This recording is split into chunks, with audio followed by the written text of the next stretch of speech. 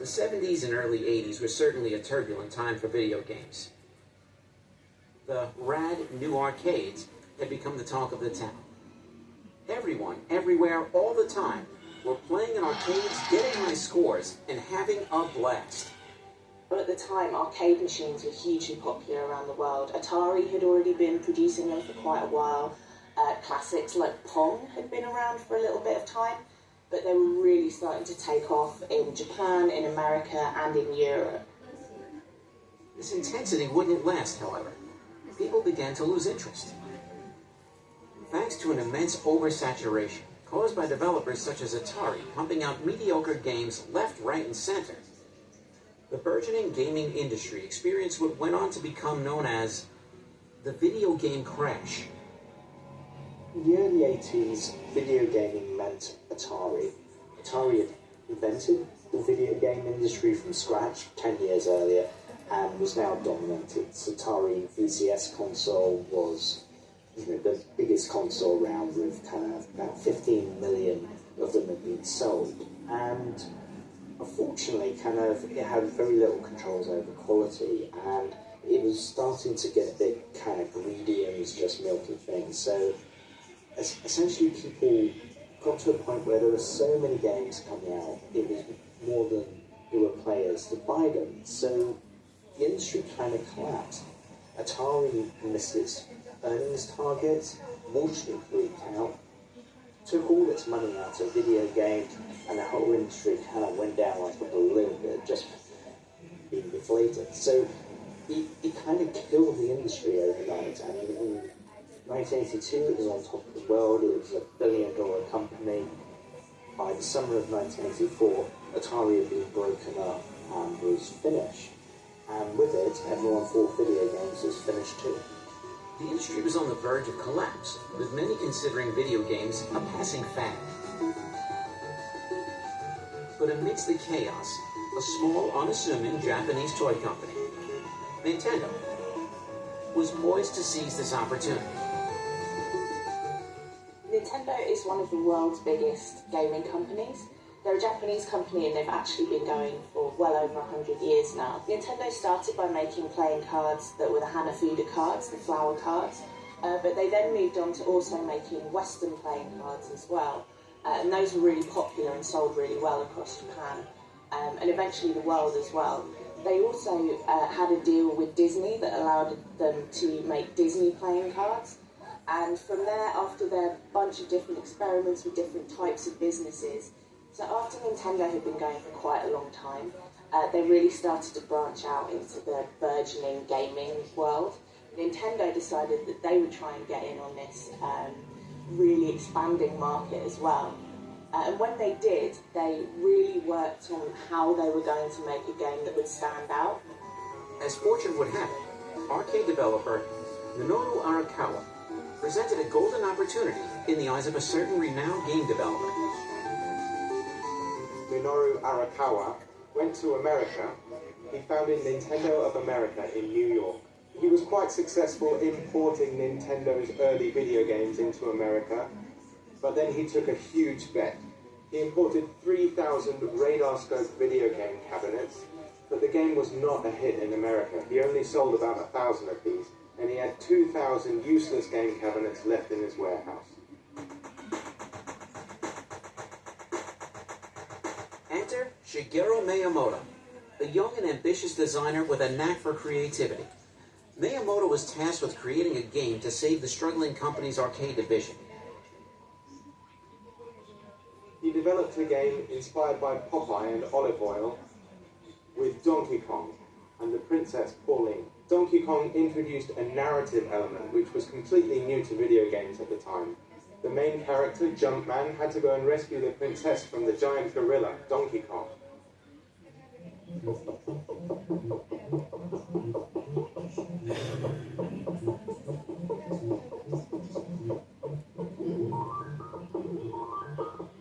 Donkey Kong was probably Nintendo's first big hit, and it featured Mario, except he had a different name then. He was called Jumpman, because he was, I think, the first video game character that could jump.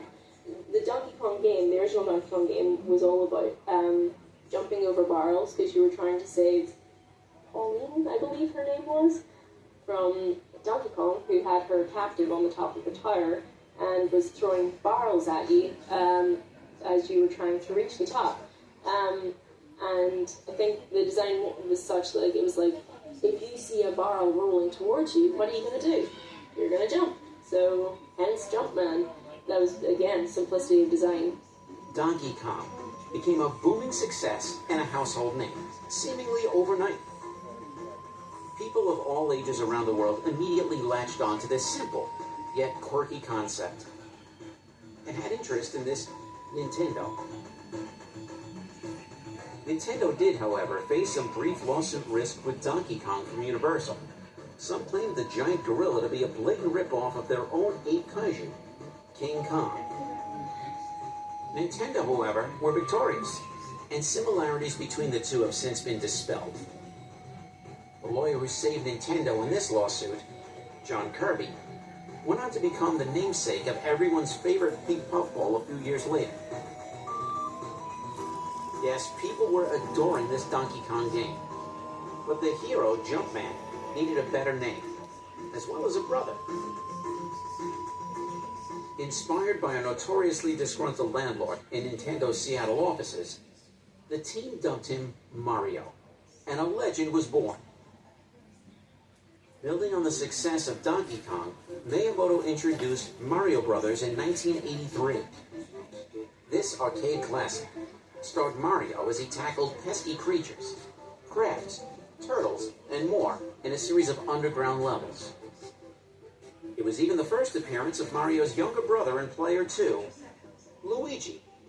But midway through the 80s, Nintendo's true breakthrough came with the release of the Nintendo Entertainment System, or NES. The NES truly breathed new life into the game industry like never before.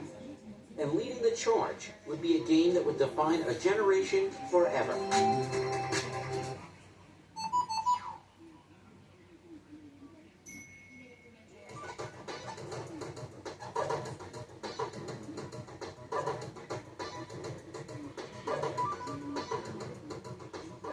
On September 13th, 1985, came the release of Super Mario Bros. For the NES.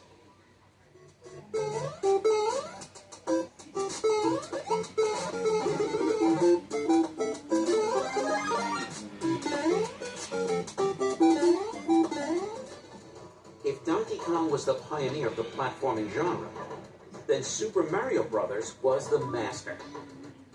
The gameplay saw Mario jumping around wacky worlds, stomping on zany creatures, going through pipes, punching blocks, and eating lots and lots of mushrooms. In order to save Princess Peach, known as Princess Toadstool at the time, from the clutches of the evil Bowser, known in Japan as King Koopa. Shigeru Miyamoto became an industry legend thanks to this game, and still gets his due recognition to this day.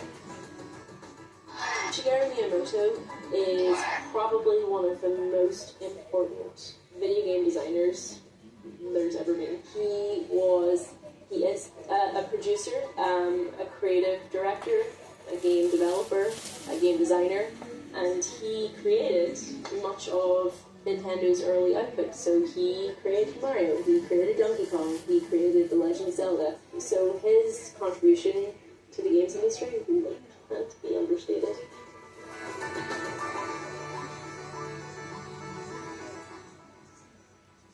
Super Mario Brothers blew my mind. Shigeru's design on Super Mario Brothers was genius. You could pick up the game without knowing anything about it, and you can work out how to play just from the first level. That kind of accessibility was revolutionary in video games, and hooked a lot more people in. Nintendo became so popular around the world because of how initially simple, but how gorgeously complex and gorgeously well-designed its games are. I mean, you look at things like, let's take Super Mario, the level 1-1, for example. I actually spoke years ago to Shigeru Miyamoto about how he went about creating this. In level 1-1, a player will encounter absolutely everything that they possibly need to understand how the game works. And so in subsequent levels, it's what they know, what the game can assume that they already know about it, is challenged. So the very first, little bit that Mario runs along and he jumps up and he hits the box and the mushroom comes out, it's actually very hard for a player to avoid that mushroom because the game wants you to run into it and discover Mario can make himself bigger. And that's one core mechanic of the game right there that you've discovered without any tutorials, without being told. You've just found it out for yourself. And that's the beauty of a Nintendo game. There's just so many fascinating elements to early Nintendo design. I mean, Mario, right? Take, for example, Mario. Mario's got his blue overalls, he's got his red hat, he's got his mustache, he's got a big nose. All of those things that make Mario Mario were done just because it made him easier to animate. It was just cutting corners, essentially. He had the balloon, he was blue and red so that he would stand out on the background. Number one, he had a hat so that they wouldn't have to animate any hair. He had a mustache so that you didn't have to see his mouth and he wouldn't have to talk or make sounds or do anything like that. Every little thing about that is just very clever.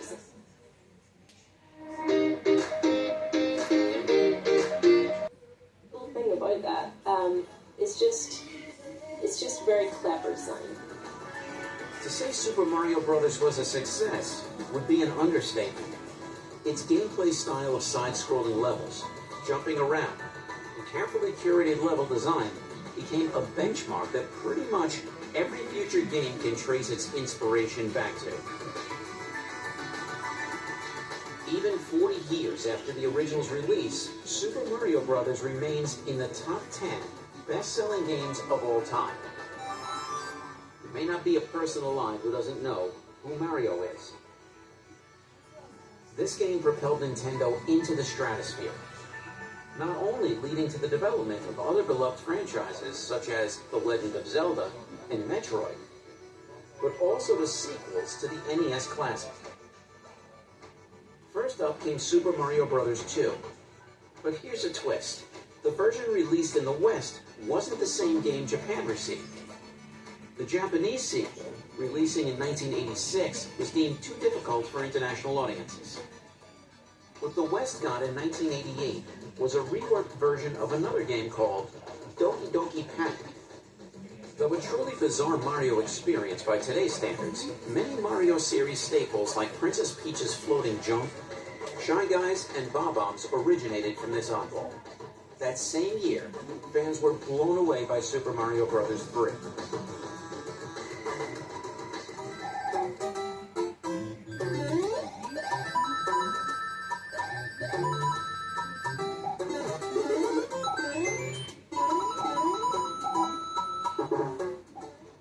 Packed with secrets, fan-favorite power-ups like the Tanuki suit, and an epic world map.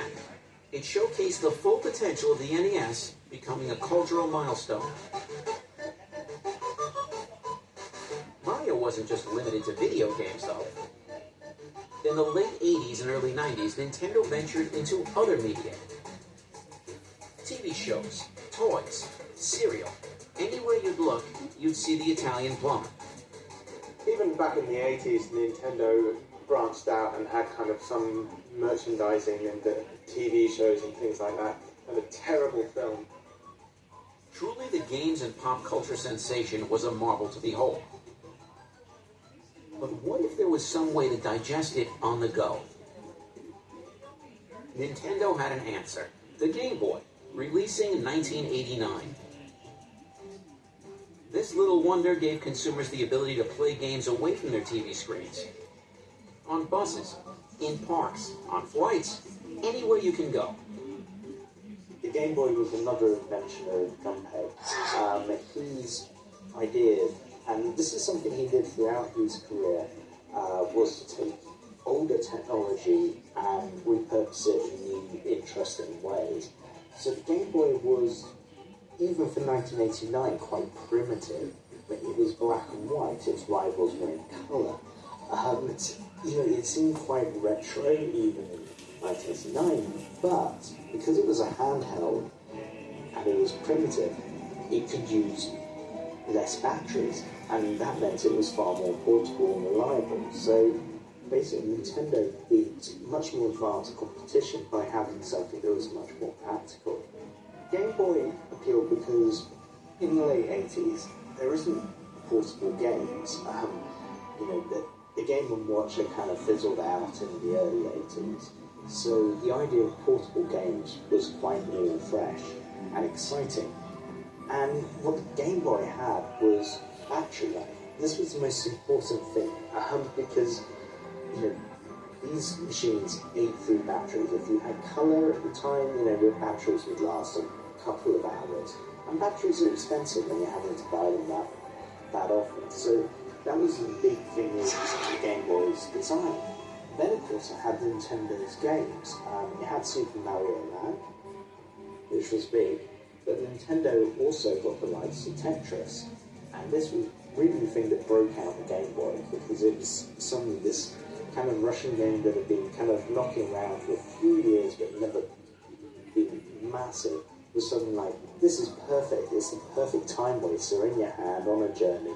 The combination of that game and a portable game console like the Game Boy was perfect, and suddenly everyone wanted one. Game Boy was super, super popular because, well, you could take it on the go with you, obviously. But, that would mean nothing if it didn't have some unbelievably good games to go along with it. You had Tetris, you had Pokemon. Suddenly, you weren't glued to your TV anymore. You could take games out and about with you wherever you went, and these were good games. I dread to think how many buses were missed because people were just honed in. The Game Boy even managed to contain a few bite-sized Mario adventures for people to enjoy in the form of the Super Mario Land games.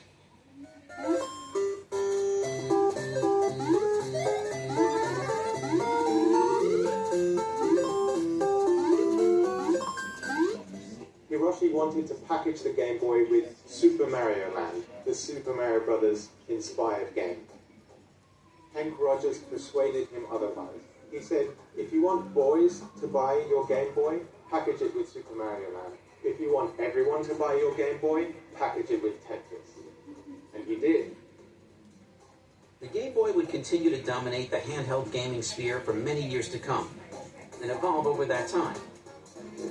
In the meantime, Mario's face was everywhere, and Nintendo was only scratching the surface of what their games could do.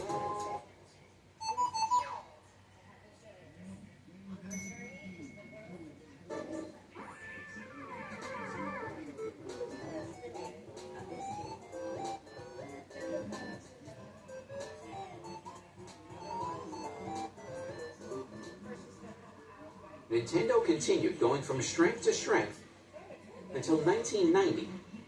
It was finally time to power up.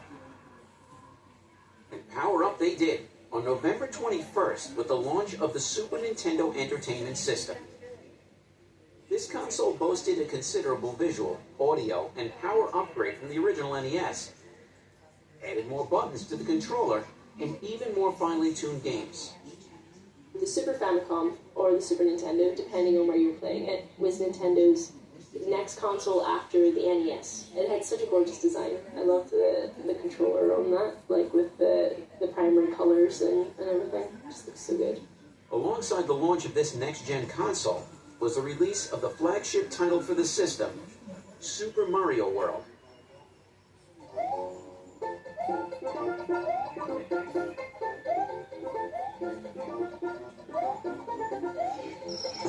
Before the release of this gen, Nintendo had toyed with the idea of having the mascot of the SNES be Captain Falcon, the main character of the F-Zero franchise. This was because the fast, muscular, and superhero aesthetic to Captain Falcon and the high-octane F-Zero game itself would go contrary to the notion developing at the time that Nintendo was just for kids, and to ensure the fad wouldn't die out. However, the company ultimately decided to stick their already popular mascot character as the face of Nintendo. And what a smart decision this was, as 2 years later, in 1992, came the original Super Mario Kart.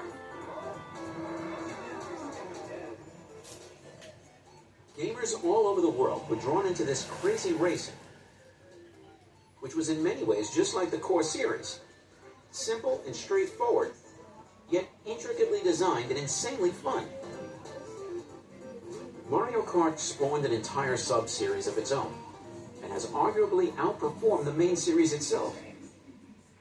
As if driving into a banana peel, people were instantly head over heels. However, Mario wasn't just steering karts. He was steering Nintendo into fierce competition. This competition came in the form of the Sega Genesis, known as the Sega Mega Drive in the UK, and their feisty, lightning-fast blue blur, Sonic the Hedgehog.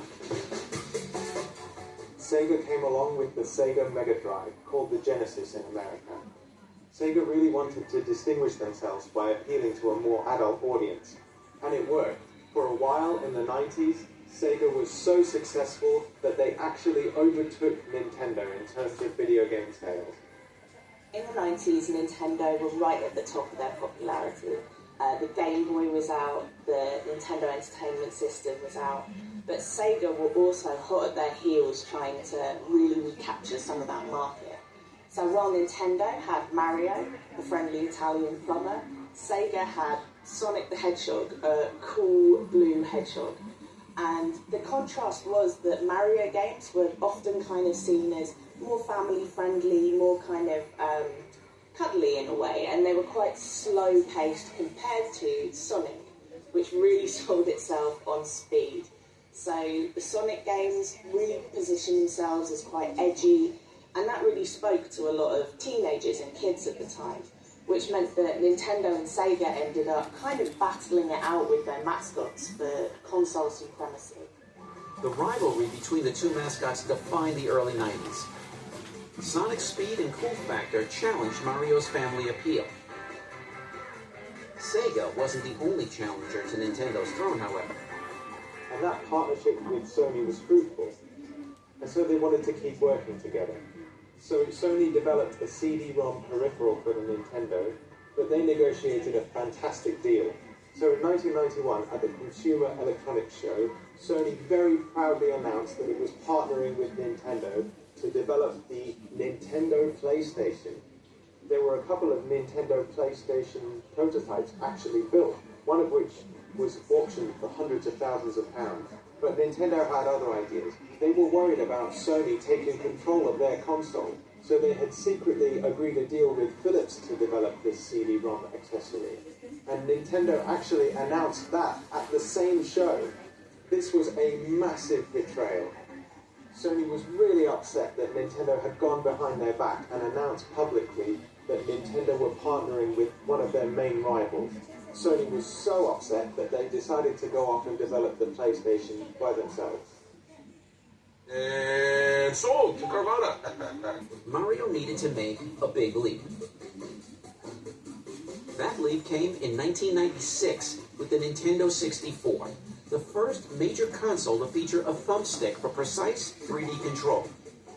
The N64 was underpowered compared to Sony's PlayStation, but it didn't matter. Nintendo revolutionized gaming with Super Mario 64, which redefined the platforming genre and became the gold standard for 3D games.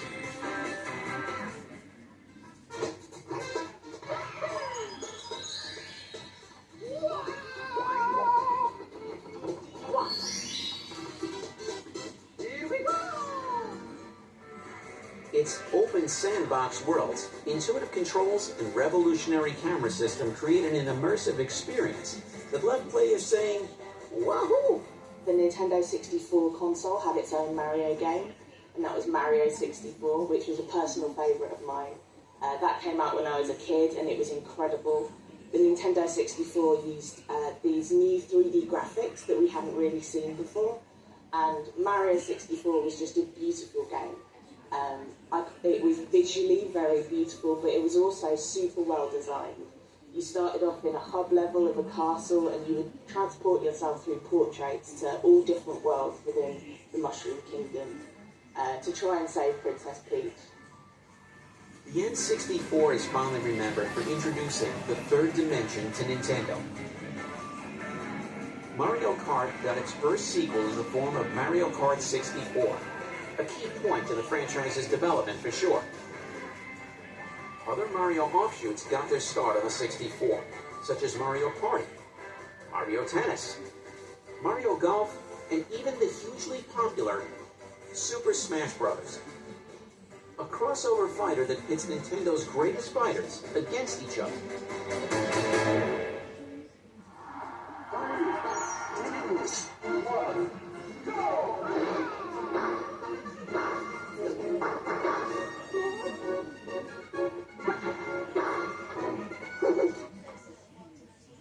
But even with Mario leading the charge, the N64 couldn't keep up with Sony's PlayStation, which boasted superior third-party support and a massive library. Nintendo decided to level up again with the release of the Nintendo GameCube, which gave rise to many fan-favorite Mario titles, such as Super Mario Sunshine, Mario Kart Double Dash, and even gave his bro Luigi time in the spotlight with Luigi's Mansion, a spooky little launch title in which Luigi must go hunting for ghosts armed only with a super-powered vacuum cleaner. Although beloved by fans now, at the time people couldn't stay invested in the games, as only a year prior Sony had already released a juggernaut that dwarfed the competition. At the dawn of the new millennium, the PlayStation 2 was released, a next-gen console far more powerful than the original. This completely obliterated the competition, becoming the world's best-selling console of all time. And this time, it wasn't just Sony overshadowing Nintendo. Microsoft entered the fray with the Xbox. And although only a modest success compared to the behemoth Sony had unleashed, they persisted and evolved for years to come. Since this point, the gaming world has been a fierce battleground, with Xbox and Sony in an arms race to see who can make the greatest console there is. Even with what some would consider a threat to Nintendo's business, they not only survived, but thrived. And that was thanks to their many beloved franchises, with the most popular of all remaining Super Mario Bros. Nintendo often brings up real feelings of nostalgia, especially for people in my generation.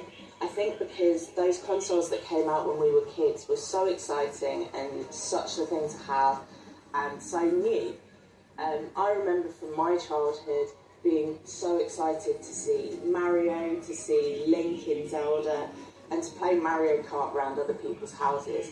I didn't even have a Nintendo 64, but I was so excited to go around to someone's house when they did have it, so I could play all the games on it. I think because it's tied into that feeling of childhood fun, it really just evokes a feeling of nostalgia in a lot of people, and especially people my age. While consoles faced stiff competition, Nintendo continued to innovate in the handheld market.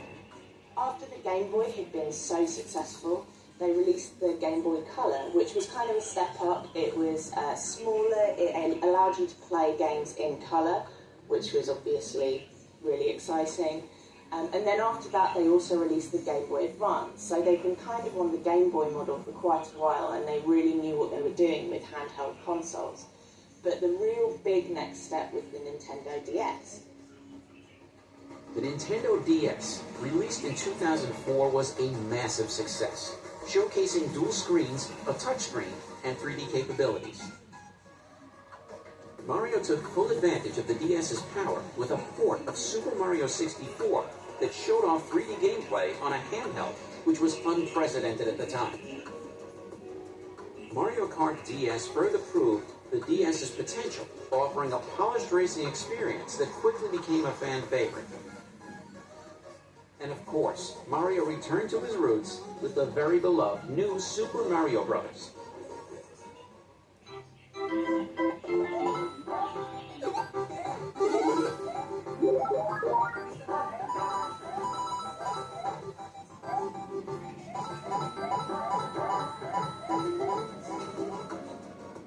This game both introduced the platformer to a whole new generation, but also reminded veteran gamers of what got them into the series to begin with.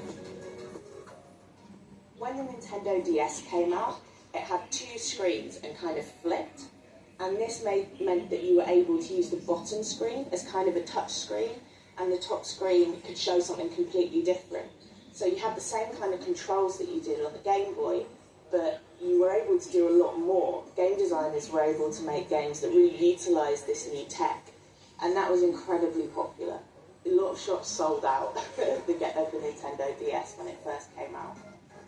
The DS would go on to dominate the handheld market for years to come and become the most successful portable console of the age.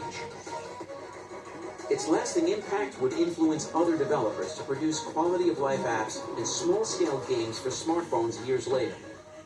The dawn of mobile gaming was here.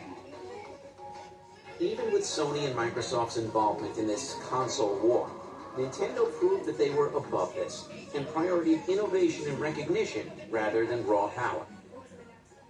It was up to the big N to revolutionize once again.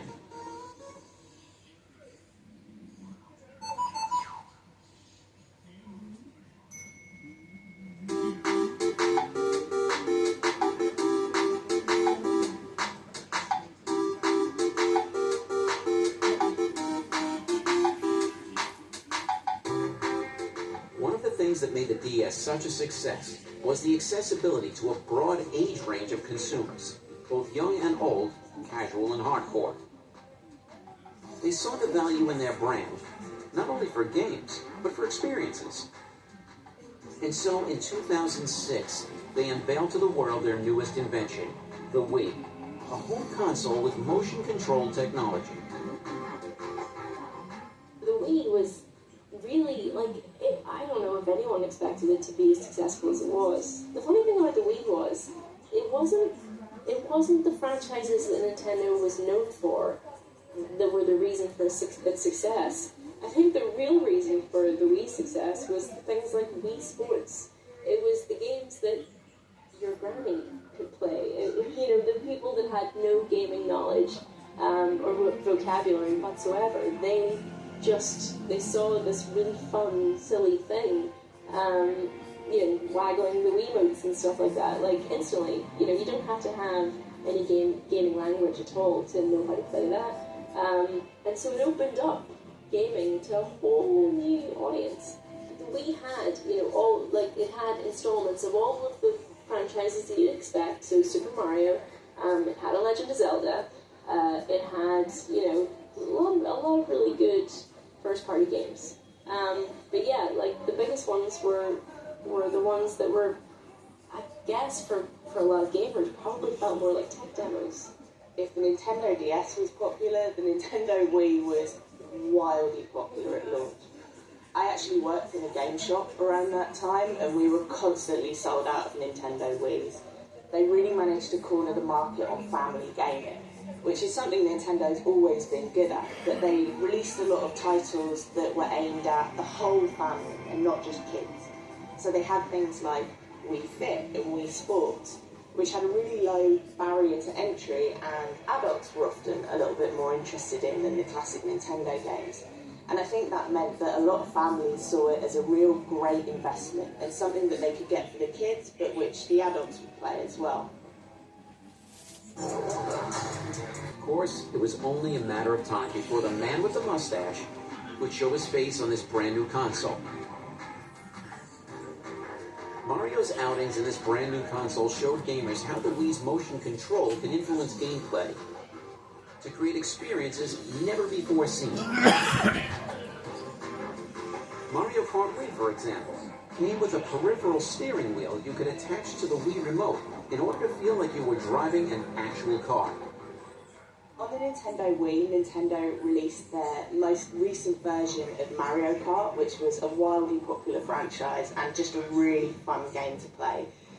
In it, you race different Mario characters and different Nintendo characters, and it's a racing game that everyone can play. Kids can play it, adults can play it. It's super fun. And the version on the Wii utilised the Nintendo Wii's new technology with motion control.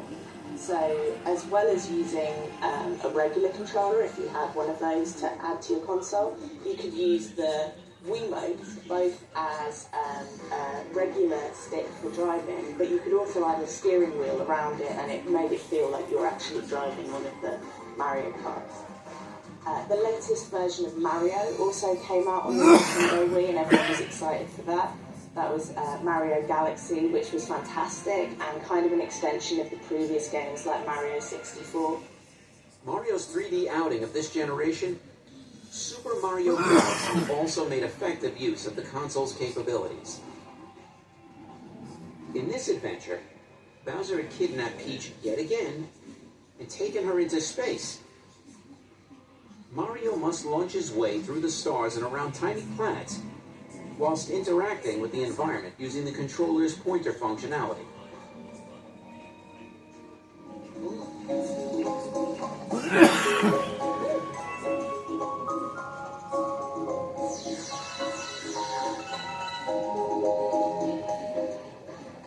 Super Mario Galaxy took Mario into new worlds, literally. Played with perspective, played with what players were expecting from a Mario game. There's so many great Mario games, but Super Mario Galaxy on the Wii was so inventive. Just the way the whole kind of world used gravity in different ways to make these kind of strange puzzle games. The Wii was the talk of Gravity in different ways to make these kind of strange puzzle games. The Wii was the talk of the town, even during the reign of Sony's PS3 and Microsoft's Xbox 360. Nintendo legacy, I think, is just making games that make people feel good. They make games that they're colorful and feel like a warm hug. It's funny because when you look on the surface of Nintendo's main franchises, Mario, Zelda, iteratively, you could say those games are the same every time, but they're not. Each one innovates in a really specific and interesting way. But the Wii's massive success began to wane in the early 2010s. As players grew more discerning, Nintendo's focus on innovation over horsepower became a glaring weakness. The Wii couldn't compete with the likes of the Xbox 360 and PlayStation 3 in terms of graphics or third-party support. Whereas those consoles provided tight, focused gameplay experiences, the gimmick of waggling a remote came and went, with many people preferring to sit down and play something more convenient and less physical. This was something even successful Mario games like New Super Mario Bros. Wii and Super Mario Galaxy 2 couldn't fix. Their handheld market seemed as powerful as ever, though. And so that is where their next play was going to be. Nintendo tried to recapture the magic in 2011 with the 3DS, a handheld console that offered 3D visuals without the need for glasses. This was a considerable upgrade to the original DS, putting it toe-to-toe with Sony's PSP handheld. It featured titles like Super Mario 3D Land, which combined the classic feel of Mario's 2D adventures with the exploration of his 3D outings, and made effective use of the 3D graphics in order to create immersive environments. The 3DS proved successful, but Nintendo's struggles in the home console market persisted. In 2012, Nintendo launched the successor to the Wii, the Wii U. This was the Big N's first ever HD console, and featured another innovation for the home console business, the gamepad. Rather than using a traditional controller, players instead used a big blocky tablet-like device with a touchscreen that could interact with the TV and offer gameplay rather similar to that of the DS before it. Unfortunately, the Wii U was plagued by poor marketing, a confusing name, and a bulky tablet-like controller that developers found too gimmicky. The next console that Nintendo came up with was the Wii U, a much more powerful console with high-definition graphics, but that wasn't Nintendo's strategy. Nintendo couldn't compete with these other systems that had phenomenal graphics. On launch, the Wii U didn't have many games. including none of the games from Nintendo's major franchises. No Mario game, no Zelda game. Also the name, Wii U. People just thought it was an extension of the Wii. They didn't realize it was an entirely new beast. So people had no incentive to buy that console at the beginning. So the Wii U did not sell well. Satoru Iwata was very apologetic about the Wii U not selling well, but he learned his lessons. The Wii U was horribly marketed, and it couldn't really get that lightning in a bottle effect that the Wii had. Even Mario couldn't rescue this sinking ship. Titles like New Super Mario Bros. U and New Super Mario Bros. 2, releasing within the same year of each other, failed to excite fans. We're growing weary of the new series' formulaic gameplay. Competing against the more powerful PS4 and Xbox One, the Wii U was quickly overshadowed, becoming one of Nintendo's biggest commercial failures. This was enough to make Mario go, Mamma Mia! Despite its struggles, the Wii U had bright spots. Super Mario 3D World took the inventive gameplay of 3D Land to new heights, offering 4-player co-op and a wealth of creative levels.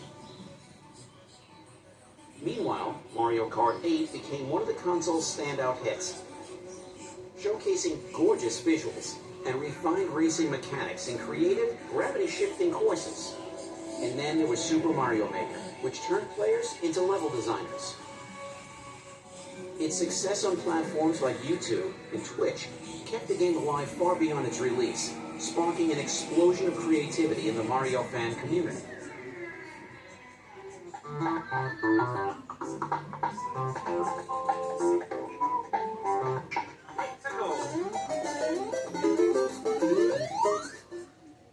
The Wii U may have stumbled, but it also set the stage for Nintendo's next innovation. Time and again, Nintendo proved that their legacy wasn't built on power. It was built on creativity, charm, and a commitment to fun. Even in their missteps, Mario and Nintendo continued to innovate, reminding the world why they were gaming pioneers. Nintendo doesn't really see itself as a competitor to PlayStation or Xbox. All Nintendo is interested in is interesting innovation, experimentation, and making games that are fun. Yet again, the success of Nintendo's handhelds outshone the home consoles. This made the company think about what the best move is going forward. And then they were hit by a stroke of genius. Why not combine them together?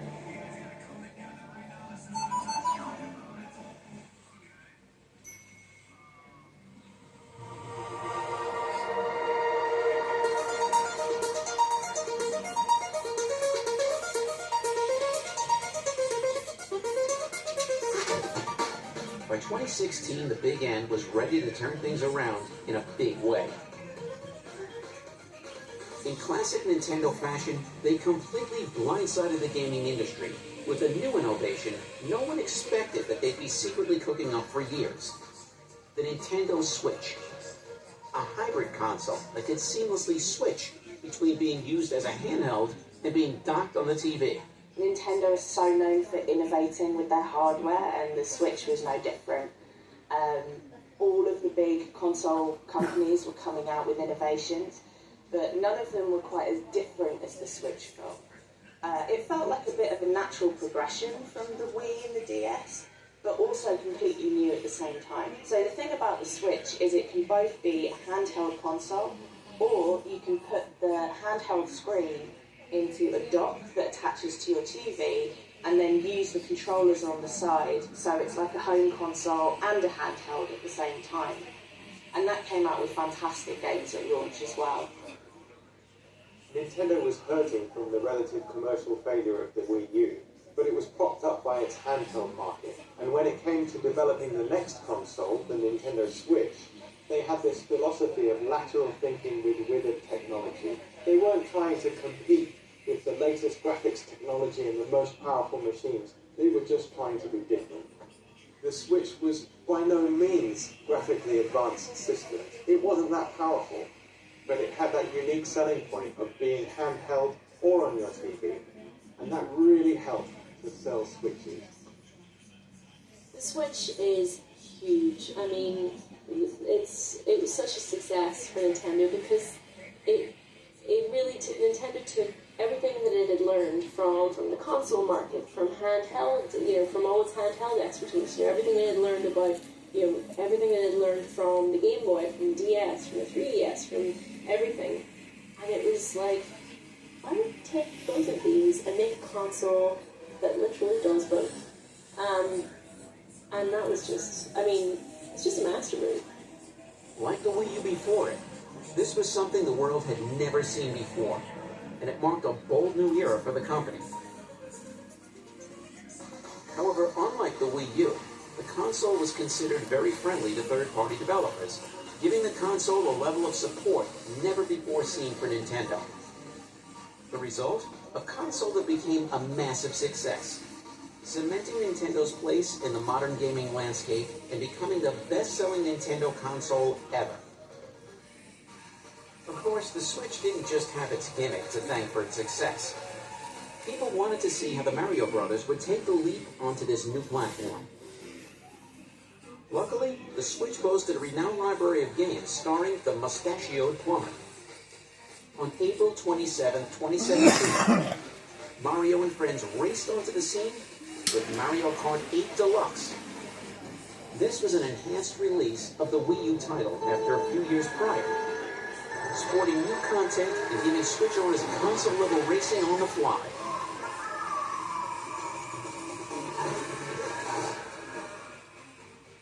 Releasing at a perfect time early in the Switch's life, Mario Kart 8 Deluxe was a massive success for the company early on, and remains as the 5th best-selling video game ever.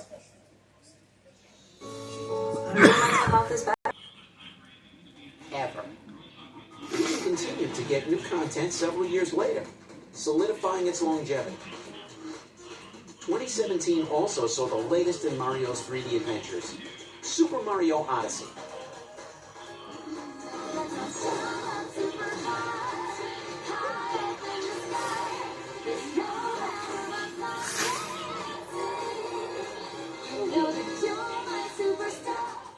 In this exciting new game, Bowser has kidnapped Princess Peach, again, and taken her around the world to prepare for a royal wedding? This game also showed a certain self-awareness from Nintendo's side, as they gave players the sprawling sandbox style of gameplay they've been craving for years, since the franchise appeared to become too linear and predictable.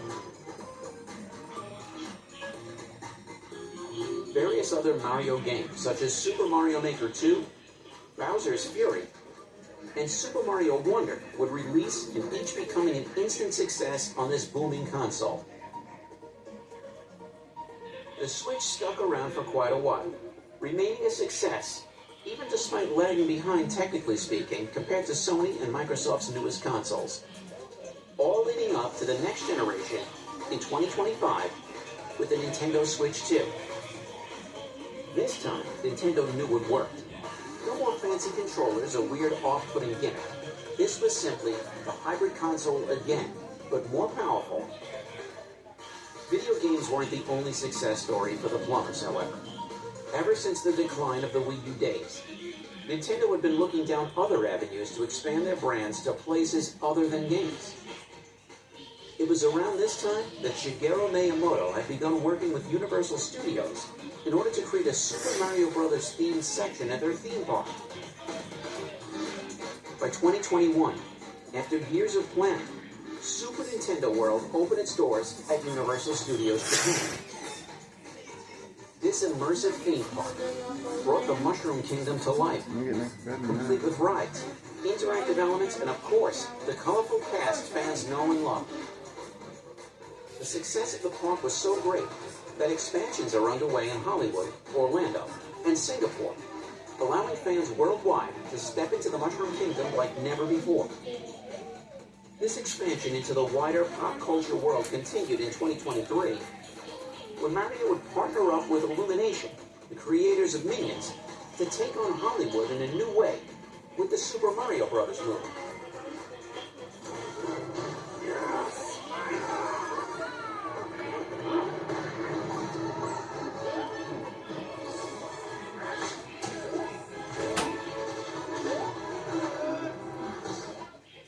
Unlike the infamous 1993 live-action attempt, this animated adventure captured the heart and humor of the games, delighting audiences and becoming one of the highest-grossing animated films of all time.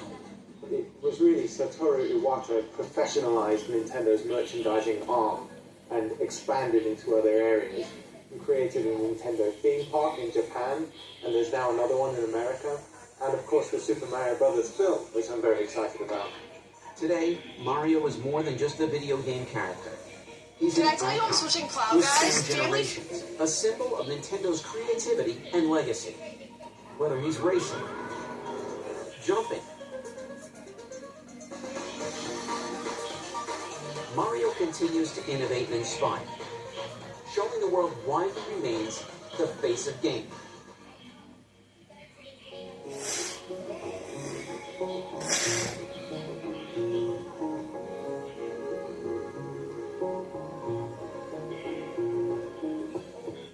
From humble beginnings in arcades to leaping into the hearts of millions worldwide, Mario's journey is nothing short of extraordinary. He was there to save Nintendo during the turbulent days of the video game crash. He helped define what gaming could be with countless groundbreaking titles. Over the decades, he's not only adapted to the ever-changing industry, but thrived, leading Nintendo through the highs of the Wii and Switch eras while weathering challenges like the Wii U's missteps. Mario's adventures have even transcended gaming, leaving an indelible mark on pop culture. He's become more than just a plumber. He's a symbol of joy, creativity, and resilience. Whether he's racing on rainbow roads, rescuing princesses, or reinventing platforming games, Mario has proven time and again that he's more than a mascot. He's a legend. No matter what changes are in store for the gaming world, one only needs to look to their heart, and they'll hear, "It's me, Mario."